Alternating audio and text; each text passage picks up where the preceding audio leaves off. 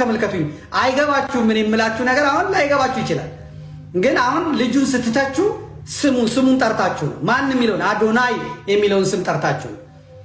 ብትሰድቡትም ብታንቋሽሹትም ምን ብትሉትም እንዲህ አድርጎ እንዲህ ተናግሮ እንዲህ ባልጎ እንዲህ ሰርቶ እንዲህ ፈልጦ እንዲህ ወጥቶ ስትሉ ያንን የአምላክ ስም ለማሰደብ አውሬው ዋነኛ ታርጌቱ ይሄ ስለሆነ ማለት የአምላክን ስም ማሰደብ ስለሆነ እና በጥናት በጥንቃቄ ተሰርቶ የተሰጠ ስም ነው እና መጀመሪያ ስለተናገርኩኝ ደጋግሜ እዚህ ላይ ጊዜን አላጠፋም። ግን ሴታፕ እየተሰራ እንደሆነ አሳምሬ እነግራቸዋለሁ። ይሳካላቸዋል አይሳካላቸውም የምናውቀው ጉዳይ እሱን አላውቅም።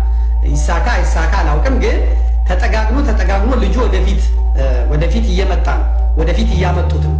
ልክ አብይ አህመድን ሰርተው አምጥተው ዛሬ ላያችን ላይ እንደዘፈዘፉት ይህንንም የትግራይ ልጅ ጠጋግነው እያመጡት ነው። እዛ ውስጥ ገብታችሁ ስለሱ የተጻፈበት ቦታ ገብታችሁ ስለ አዶናይ አንድ ነገር እናገራለሁ ብላችሁ እናንተ ብትናገሩ በጣም የሚገራርሙ ስድቦችን ትከናነባላችሁ። የመጀመሪያው የምትጠየቁት ቀንተህ ነው። እንደሱ የዋህ ብትሆን እንደሱ እንትን ብትሆን እንደዚህ እንደሱ እንትን ብትሆን ቅናት ነው የሚሏችሁ ሴቶች፣ ያውም የትግሬ ሴቶች፣ የደቡብ ሴቶች፣ የፕሮቴስታንት ሴቶች በደንብ ታገኛላችሁ። በደንብ ማለት ነው። እና ተሞልጫችሁ ነው የምትወጡት። ግን ከመናገር ወደኋላ አለም እኔ እንትን የሚቀርብኝ የለም። ልጁ ስርዓቱን ሰርተውለታል። ከዚህ በፊት ታስታውሱ እንደሆነ ሰዎች ይሉኛል ነው ያለው። የልጁን ህይወት አይተነዋል። የልጁ ህይወት አጭበርብሮ ነው አሜሪካ ሄደው። በትምህርቱ ደካማ ነው፣ የወደቀ ሰው ነው። አሜሪካ ሄደው ምን እንደሰራ ምን እንዳደረገ አናውቅም።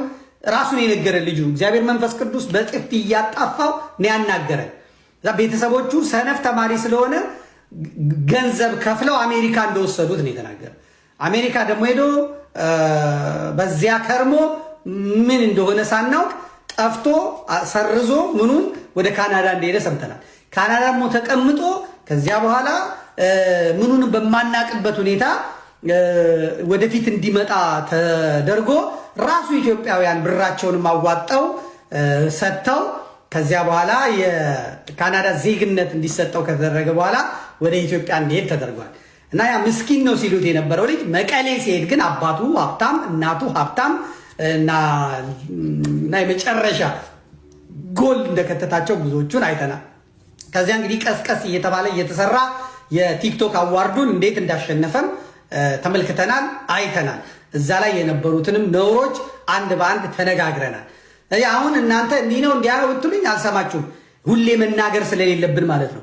እናገራለሁ አለቀ። ሰሞኑን ኧረ እንዴት ነው ኧረ ምንድን ነው የምትሉ ሰዎች መጣችኋል። አዶናይ እየተዘጋጀ ነው ያለው ሳልሳዊ ቴዎድሮስ ነው። ሲሰምተ ነው እንምጣ። ከዚህ በፊት ነግሮናል። አዶናይ በጣም የሚገርም ልጅ ነው። አዶናይ እስቲ እንመልከተው፣ እንስማው። ሳልሳዊ ቴዎድሮስ ዳግማዊ ቴዎድሮስ